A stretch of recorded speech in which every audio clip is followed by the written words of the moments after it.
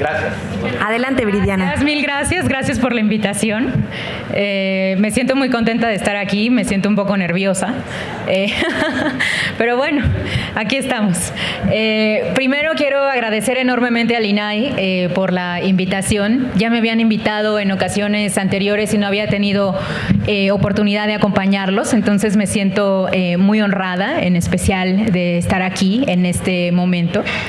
Y bueno, hoy quiero platicarles un poco sobre mi última investigación de largo calado, que es mi último libro y se llama Así no es.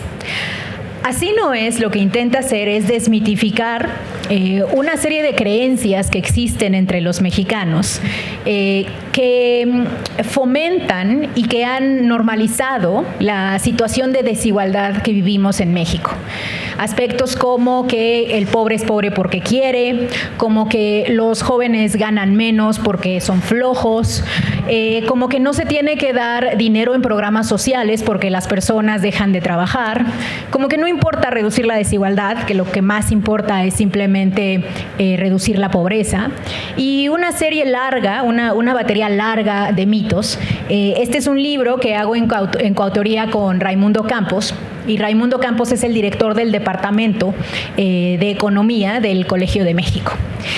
La razón por la cual decidimos que era importante desmitificar estas ideas, y ahorita les voy a contar un poquito con más detalle sobre algunas de ellas, la razón por la cual decidimos que esto era importante es porque ambos habíamos escrito libros sobre desigualdad antes y nos habíamos dado cuenta de que cada que presentábamos nuestro libro, en mi caso No es normal y en el caso de Raimundo Campos, su libro Desigualdades, la gente frecuentemente se nos acercaba y nos decía, pues justo que ellos no creían que la desigualdad era importante, que en realidad nosotros estábamos fomentando el que la gente fuera floja cuando hablábamos de desigualdad, o el que lo más importante era echarle ganas y que si la gente no tenía dinero era pues porque no le echaba suficientes ganas. Al darnos cuenta de lo prevalentes que eran estas ideas en prácticamente todo el país, fue que decidimos que íbamos a hacer este ejercicio. Y lo primero que hicimos al hacer este ejercicio es realizar una encuesta nacional que nos permitiera conocer cuántos mexicanos realmente creen estos mitos. ¿Cuántos mexicanos creen que cuando alguien recibe un programa social, la persona se lo gasta en tonterías, se lo gasta en alcohol, se lo gasta en cigarros? ¿Cuántos mexicanos creen que las empresas ya no pueden subir los sueldos porque quebrarían? ¿Cuántas personas creen que es bueno reducirle los impuestos a las empresas? Pues porque eso ayuda en la generación de trabajos. Todos estos son mitos, pero decidimos preguntarlo. Y no solamente preguntamos cuántos mexicanos creen estos mitos, sino también qué tipo de mexicanos cree esos mitos. Y ahí es en donde nos sorprendimos enormemente. Les platico, por ejemplo, que nos dimos cuenta que de las distintas generaciones que existen, la generación que más suele creer mitos sobre desigualdad son los millennials. Y eso es algo que nosotros no nos imaginábamos. Honestamente, nos imaginábamos que quizá iban a ser generaciones más grandes, ya fuera los boomers o la generación silenciosa, pero no nos imaginábamos que fueran a ser los millennials, que son relativamente jóvenes. Los millennials actualmente están en sus 30. Entonces eso nos sorprendió bastante. Tenemos esperanza porque la generación Z, que es la más joven, sí es la que menos mitos cree. Nos dimos cuenta, por ejemplo, que tener mayor educación no necesariamente te lleva a creer menos mitos. Incluso a veces las personas que tienen más educación y que tienen mayor ingreso son personas que tienen más mitos, que creen más mitos. Les pongo un ejemplo. Uno de los mitos que nosotros medimos es que tantos mexicanos creen que los estados del norte trabajan más que los del sur, en términos de horas trabajadas. ¿Tú crees que los estados del norte trabajan más que los del sur? Y regularmente las personas que tienen mayor poder adquisitivo, y también las personas del norte, son las personas que más creen esto. Cuando en realidad lo que los datos nos muestran es completamente otra cosa. Nos muestran que de hecho en número de horas trabajadas los estados del sur trabajan más que los estados del norte. No solo eso, también esta idea de que los estados del norte, por ejemplo, pagan más impuestos que los estados del sur, también es falso. Una vez que controlas por el tipo de industria que existe en los distintos estados, te das cuenta que en realidad pagan pues la misma proporción de impuestos. La diferencia es la composición industrial que existe en las distintas regiones. Típicamente la manufactura suele ser más formal y existir más en el norte. Entonces eso es lo que crea como la fantasía de que en el norte se pagan más impuestos cuando en realidad no es así. Pero bueno, nos dimos a la tarea de identificar esto, pero sobre todo nos dimos a la tarea de trabajar en desmitificar estos mitos con base en información, en estudios, en datos y en lo que tanto Raimundo Campos como yo hemos trabajado como académicos. Yo siempre digo que así no es un libro que es un libro académico disfrazado. Porque aunque no parece un libro académico, cuando lo leen es un libro pues muy ameno de leer, está lleno de historias, está lleno de gráficas pero muy sencillas, ¿no? Es un libro relativamente pequeño. Cuando uno lo se lee de manera bastante fluida, pero en realidad está sustentado en cientos de estudios, en docenas de papers académicos y en mucha de la investigación de primera mano que realizamos tanto Raimundo como yo. Uno de los mitos, con esto voy a terminar porque ya no tenemos tanto tiempo, pero uno de los mitos que más suelen creer las personas en México, bueno, les voy a decir dos de los que más suelen creer las personas en México. Y de hecho, ambos me sorprendieron a mí. En lo personal me sorprendió la cantidad de gente que los cree. Pero uno de los que más creen los mexicanos es que las personas que reciben programas sociales se vuelven flojas y gastan el dinero en tonterías. ¿Qué porcentaje de la población de los hogares reciben programas sociales actualmente? Estamos hablando de cerca de 35-36%, si recuerdo el dato correcto. Entonces, es una cantidad muy importante de personas. De hecho, como ustedes saben, durante este sexenio, la cantidad de transferencias en efectivo se han duplicado en términos reales por encima de la inflación. Esto es algo que no había sucedido pues en ningún sexenio es histórico, digamos, el aumento tan grande en programas sociales. Y cuando un cambio presupuestal sucede de esta magnitud, nosotros desde la academia hemos identificado que también se generan ciertos estigmas. Por ejemplo, esto sucedió en Estados Unidos en los años 90 con Clinton, en donde se hablaba de las personas que recibían programas sociales como las receptoras del bienestar, las reinas del bienestar, ¿no? Y se les imaginaba como estas personas que solamente, sobre todo mujeres negras, que recibían los cheques y que no hacían nada y que eran, ¿saben?, como estas reinas abejas que solamente recibían dinero sin hacer nada. Y lo mismo se ha empezado a gestar en México, que un importante porcentaje de la población cree que las personas que reciben este dinero dejan de trabajar. Y lo que Raimundo y yo hicimos fue identificar realmente esto en los datos. Fue ir a las entrañas de la Encuesta Nacional de Ocupación y Empleo, a la ENIG, y evaluar realmente cuántas horas están trabajando las personas. Y lo que descubrimos es que en realidad las personas que reciben programas sociales y las que no reciben programas sociales trabajan exactamente el mismo número de horas. No es algo que cambie.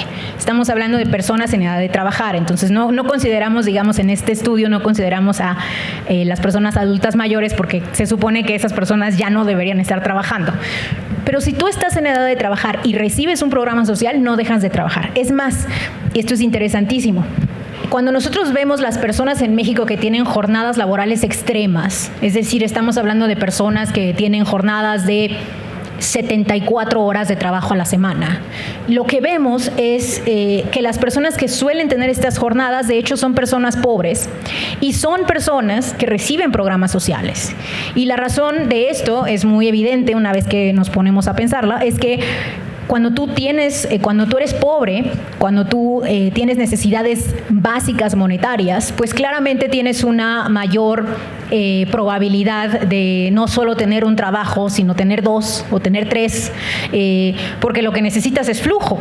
Entonces, las personas que más trabajan en México en términos de horas son las personas más pobres. Fíjense qué irónico, ¿no? Entonces, cuando decimos, los pobres son pobres porque no trabajan, no, los pobres son pobres a pesar de que trabajan muchísimas horas en ocasiones.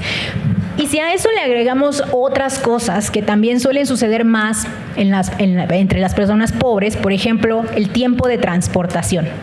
En México, vivir cerca de donde trabajas es un privilegio de muy pocos.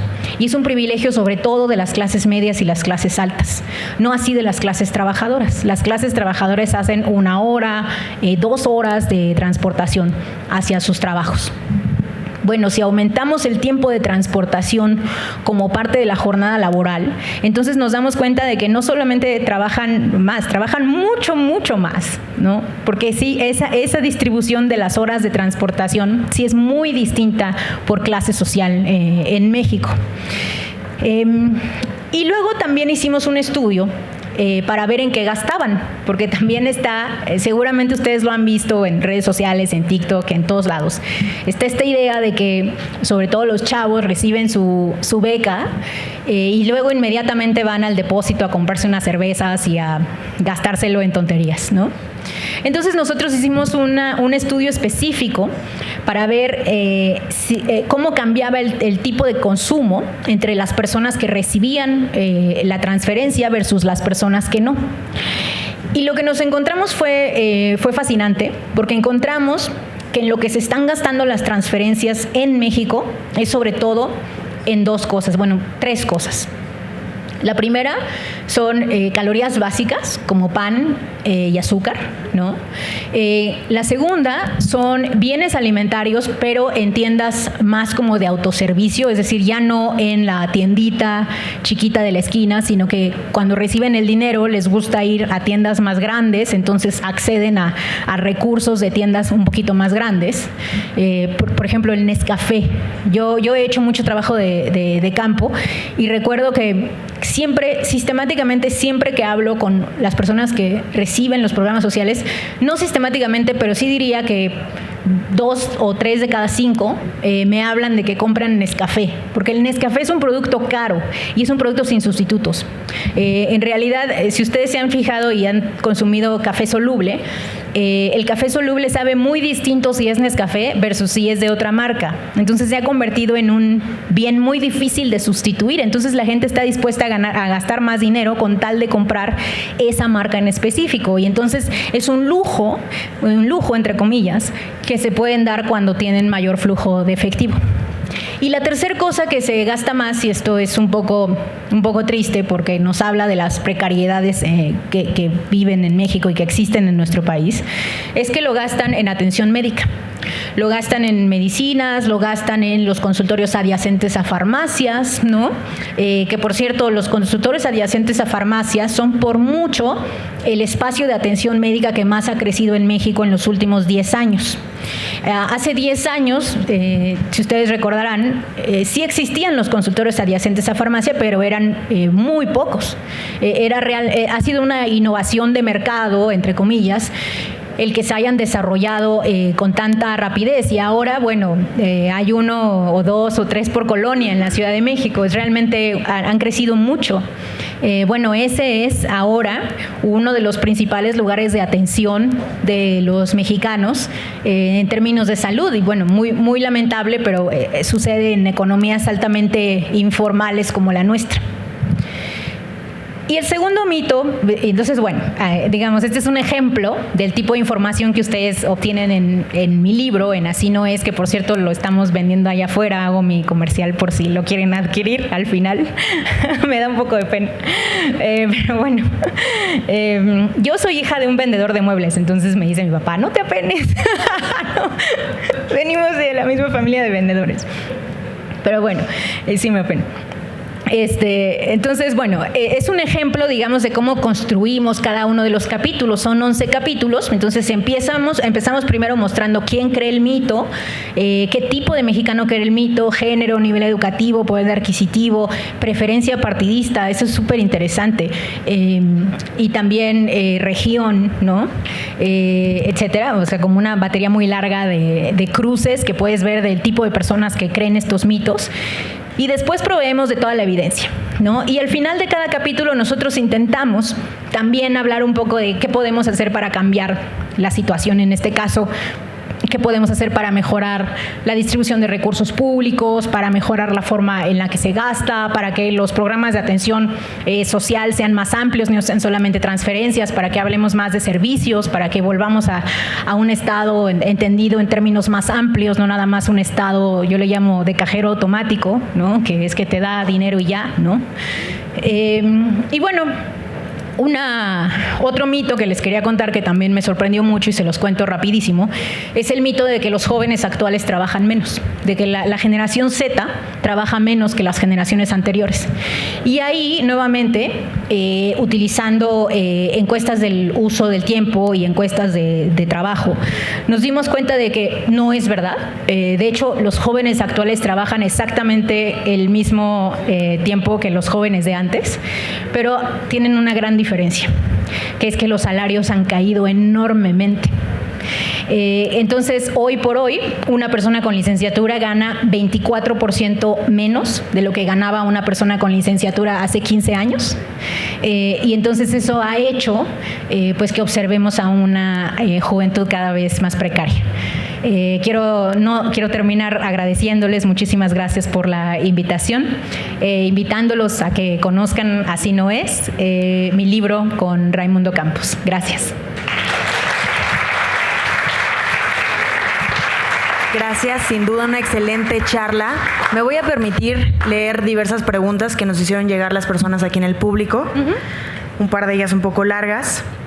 La primera dice: como politóloga, ¿qué consideras que podemos hacer quienes somos conscientes de este conjunto de creencias inválidas, como mencionas en tu libro, para erradicarlas y promover una sociedad más abierta y dispuesta a eliminar sus sesgos? Y dispuesta a eliminar los sesgos que posee y que favorecen la reproducción de la desigualdad. Esa es una. Tengo otra. Dice, en el conjunto, ¿quieres contestar esa o leo las dos? No, si quieres lee las dos y no, okay. No sé dónde estás porque estoy cegada por la luz, pero quien sea que me esté hablando, lea las dos, por favor. En el contexto actual de desaparición de organismos constitucionales autónomos, el Coneval se ocupa de la medición de programas sociales. Con su posible desaparición, ¿con qué otros medios contarías para continuar obteniendo evidencia que permita desmitificar estas creencias que se suelen generar alrededor de la pobreza? Muy bien, muy buena pregunta ambas. Bueno, empiezo con la primera. Yo creo que hay que socializar estas ideas más y creo que sí nos toca no solamente conocer estas ideas y conocer los datos que sustentan estas ideas, sino también platicar. Entonces yo pienso que Así no es un libro que tú debes leer antes de ir a una cena. Y entonces cuando llegas a esa cena puedes contar un poquito de lo que dice este libro y ver cómo reacciona la gente. Y creo que va a ser fascinante para ti. Realmente, yo lo escribí porque yo hago mucho esto. Yo constantemente salgo con mis amigos y platicamos de estos temas. Y ya urgía, ¿no?, que existiera un manual para cómo tener estas conversaciones sobre desigualdad basado en datos y basado en evidencia. Entonces creo que constantemente tenemos que hablar y creo que es muy, muy importante también hablar intergeneracionalmente. Y sobre todo con los millennials, pero intergeneracionalmente es muy importante hablar para avanzar en estas creencias, en derrumbar estas falsas creencias. Y sobre el INAI, pues miren, este es un momento histórico que no sabemos a dónde nos va a llevar. Yo en lo personal creo que las reformas van a aprobarse, porque creo que la coalición gobernante está muy confiada en que ese debe ser el futuro del país y tienen una mayoría ganada en las urnas y legítimamente para avanzar en su agenda. ¿no? Creo que la lucha, en todo caso, debe estar en tratar de lograr, en la medida de lo posible, que esta reforma, sobre todo en sus leyes secundarias, ya en su tejido más fino, pueda permitir que el derecho al acceso a la información se mantenga y pueda hacer que existan canales, esto es quizá lo más importante, que existan canales para, en caso de que no se acceda a la información, demandar de algún modo que esa información se provea. A mí en lo personal no me hubiera gustado, creo que no soy fan de la idea de que el INAI se deshaga, porque yo siempre tiendo a creer que cuando una cosa funciona hay que dejarla así, ¿no? Porque hay tantas cosas que no funcionan, pues que podemos enfocarnos en esas cosas, ¿no? Pero creo que también es muy importante no olvidar que muchas democracias consolidadas, muchas economías bollantes, no tienen necesariamente un organismo de información autónomo. Y a lo mejor no es ideal que no lo tengan, pero no por no tenerlo se han convertido en unas dictaduras, no por no tenerlo se han convertido en gobiernos autoritarios. Y digo esto no porque esté yo justificando que el INAE pase a pertenecer al Ejecutivo, cosa que, como les comento y reitero, yo no estoy de acuerdo, sino lo digo para que pongamos esto en perspectiva, porque creo que de pronto también nos dejamos llevar mucho por estos discursos profundamente polarizados que nos hacen sentir que verdaderamente, de no existir el arreglo institucional actual, se perdería por completo el acceso a todos estos derechos. Y yo creo que no. Y yo creo que debemos también poner esto en perspectiva, también porque pues es un momento muy delicado, ¿no? Y si no nos ponemos en perspectiva y no ponemos realmente atención a entender verdaderamente qué va a pasar, creo que podemos perdernos en esta en un muy profundo pesimismo. Y yo creo que hay espacios todavía para lograr que el derecho se mantenga, el derecho al acceso se mantenga. Gracias. Sin duda, una excelente charla. Tengo un par de preguntas más. Dice ¿Sí? aquí, ¿qué te entusiasma y qué te preocupa del cambio de régimen en curso? Yo no lo llamaría un cambio de régimen. Creo que eso es otra cosa que a lo mejor es una hipérbole respecto a lo que está pasando. Porque en realidad un cambio de régimen es un cambio absoluto en el modo de gobierno. Y nosotros lo que estamos observando es una continuación del modo de gobierno que escogimos, con la diferencia de que actualmente hay una mayoría calificada, pero las mayorías calificadas son propias de las democracias también. Creo que también de pronto se confunde, en la agenda pública se confunde el pluralismo con la democracia, en el sentido de que se confunde que debe haber un gobierno dividido necesariamente para que ese gobierno sea democrático, cuando, por ejemplo, Estados Unidos, por su naturaleza bipartidista, siempre tiene mayorías. O sea, siempre hay un partido con mayoría, ¿no? Y siempre ese partido puede cambiar la Constitución porque, o casi siempre, bueno, en Estados Unidos eso no aplicaría tanto, pero muchísimas otras democracias pueden cambiar sus constituciones de manera más fácil que la mexicana. De hecho, nuestra Constitución tiene como candados particularmente grandes. Les recomiendo mucho que lean un libro que les va a ayudar a poner en perspectiva, a mí me ayudó, que se llama La tiranía de la minoría. Y habla de cómo, pues justo en muchos países es mucho más fácil cambiar las leyes, comparado con en este caso, el caso principal es Estados Unidos. Pero bueno, independientemente de eso, de que yo no lo llamaría un cambio de régimen, y creo que también es muy importante que usemos bien las palabras, porque de otra manera también caemos en un pesimismo que yo creo que no merece este momento. Entonces, independientemente de eso, si me dijeras qué me entusiasma de lo que viene en el próximo sexenio, pues muchas cosas. Yo diría que me entusiasma que se avance y se mejore la política social, me entusiasma que se mejore la política laboral, que continúen los incrementos en el salario mínimo, me entusiasma que haya una mejor regulación, creo que se puede avanzar y se puede empujar para que se regule más en favor de los trabajadores. Al menos es un gobierno que se dice representante de ellos y que ha avanzado legislación importante en el tema. Yo creo que también viene un momento económico interesante para el país con el nearshoring y creo que lo entienden y están intentando hacer algo al respecto. Entonces creo que históricamente puede ser un momento interesante en términos de la economía exportadora mexicana. Y luego está también lo que no me entusiasma tanto o lo que me causa más dudas, ¿no? Por ejemplo, me causa dudas si va a funcionar el nuevo entramado institucional que generen. Por ejemplo, me causa duda si realmente pasar el INAE a la Secretaría de la Función Pública o como sea que se quiera estructurar, va a ser realmente mejor que lo que tenemos ahora. Me preocupa un poco, por ejemplo, el paso de COFECE a la Secretaría de Economía. Creo que puede prestarse a que existan conflictos de interés, no que no los existan ahora, pero creo que a lo mejor un poco más al estar tan cerca de la toma de decisiones del Ejecutivo. Y me preocupa también la política educativa, que creo que debemos mejorar, y no sé si estamos invirtiendo lo suficiente en la parte más básica, en las infancias tempranas, aunque hay una parte súper interesante, ya me extendí, pero con eso termino, hay una parte muy interesante, creo, de innovación y de universidades que quiere implementarse. Agradecemos sus valiosas intervenciones. Si no hay más preguntas, concluiríamos este cuarto Lighting Talk. Informarles también al público asistente que Viridiana Ríos estará en las instalaciones del instituto firmando su libro. Quien no lo ha comprado puede adquirirlo. Y agradecerte por acompañarnos el día de hoy. Gracias a ustedes. Recuerden que continuamos la conversación en redes sociales con el hashtag Cumbre Estado Abierto. El siguiente panel se denominará Apertura Institucional para la Democracia e iniciaremos en unos minutos.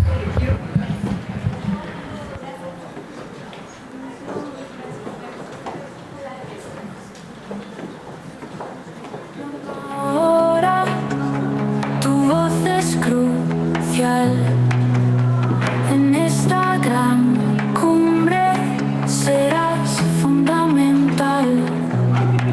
Abramos México hacia un estado abierto.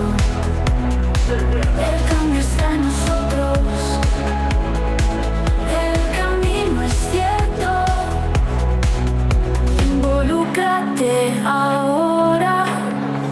Tu voz es crucial en esta gran cumbre, serás fundamental. Abramos México hacia un estado abierto, hacia un estado abierto. El cambio está en nosotros, el cambio está en nosotros. El camino es cierto, es nuestra oportunidad de hacer la diferencia. La llave en nuestras manos es la transparencia. Abramos México hacia un estado abierto, hacia un estado abierto. El cambio está en nosotros, el cambio está en nosotros. El camino es cierto, camino es cierto.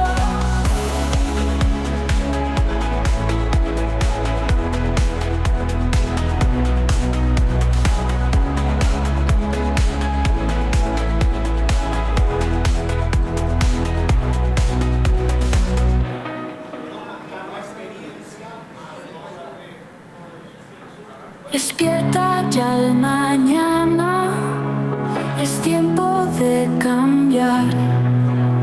Formemos una voz, no hay que dudar más. Juntos construiremos un futuro brillante. En la cumbre veremos un México triunfante. Abramos México hacia un estado abierto. El cambio está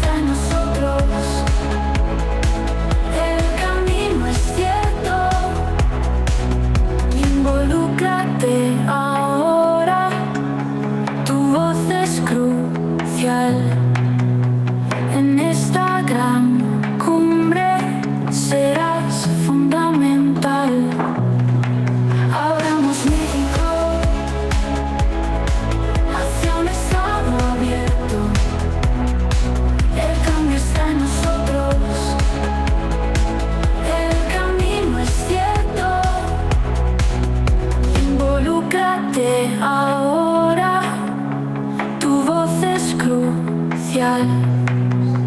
En esta gran cumbre serás fundamental. Abramos México hacia un estado abierto, un estado abierto. El cambio está en nosotros, el cambio está en nosotros. El camino es cierto, es nuestra oportunidad de hacer la diferencia. La llave en nuestras manos es la transparencia.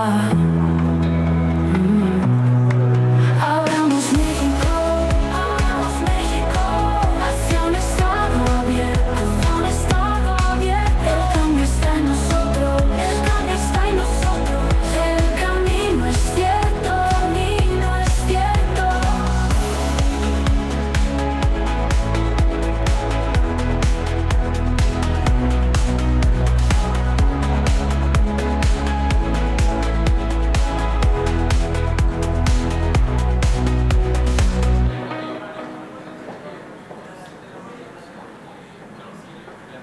Despierta ya el mañana, es tiempo de cambiar. Formemos una voz, no hay que dudar más.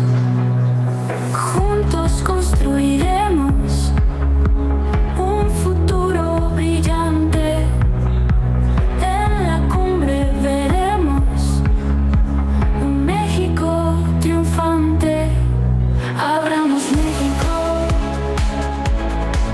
hacia un estado abierto. El cambio está en nosotros, el camino es cierto. Involúcrate ahora, tu voz es crucial. En esta gran cumbre serás fundamental. Abramos México hacia un estado abierto. El cambio está en nosotros, el camino es cierto.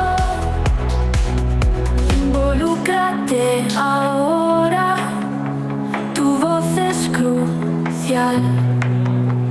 En esta gran cumbre serás fundamental.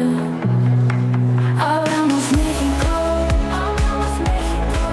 hacia un estado abierto, un estado abierto. El cambio está en nosotros, el cambio está en nosotros. El camino es cierto, es nuestra oportunidad de hacer la diferencia.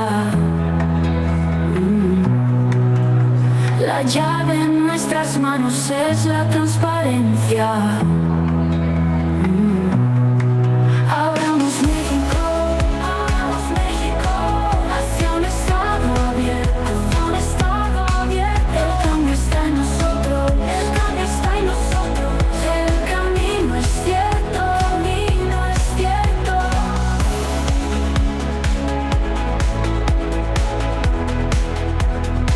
En unos minutos continuaremos con las actividades de esta sexta cumbre nacional.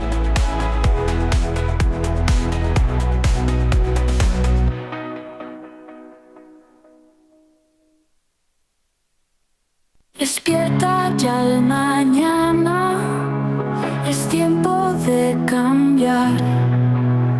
Formemos una voz, no hay que dudar más. Juntos construiremos un futuro brillante. En la cumbre veremos un México triunfante. Abramos México hacia un estado abierto.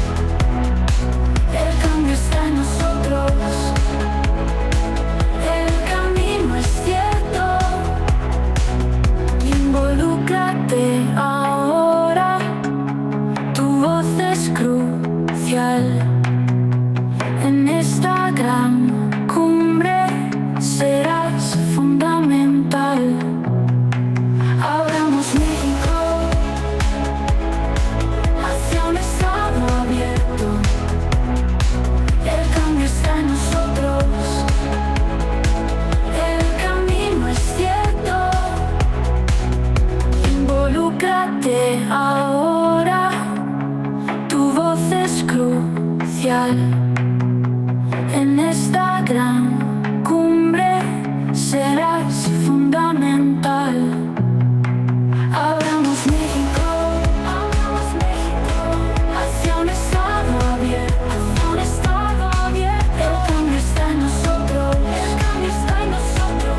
El camino es cierto, es nuestra oportunidad de hacer la diferencia. La llave en nuestras manos es la transparencia. Abramos México, hacia un estado abierto, un estado abierto. El cambio está en nosotros, el cambio está en nosotros. El camino es cierto, camino es cierto.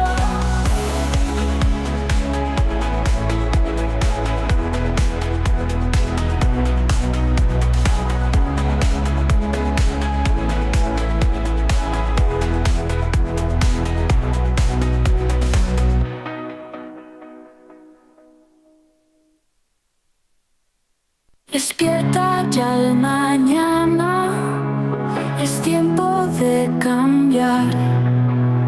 Formemos una voz, no hay que dudar más. Juntos construiremos un futuro brillante. En la cumbre veremos un México triunfante. Abramos México, hacia un estado abierto. El cambio está en nosotros, el camino es cierto. Involúcrate ahora, tu voz es crucial. En esta gran cumbre serás fundamental. Abramos México, hacia un estado abierto.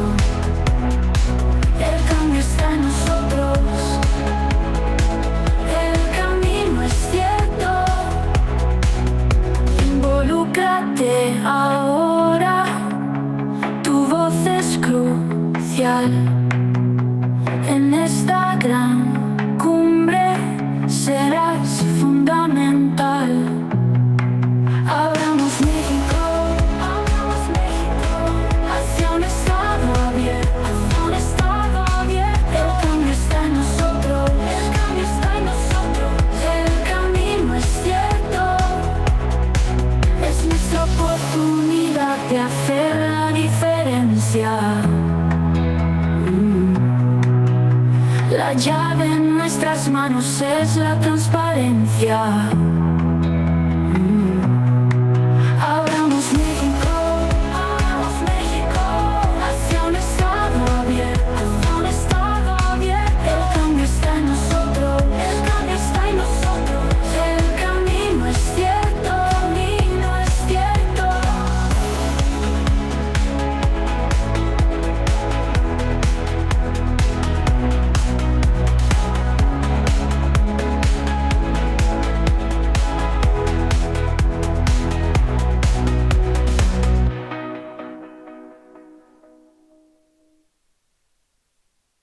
Despierta ya el mañana, es tiempo de cambiar.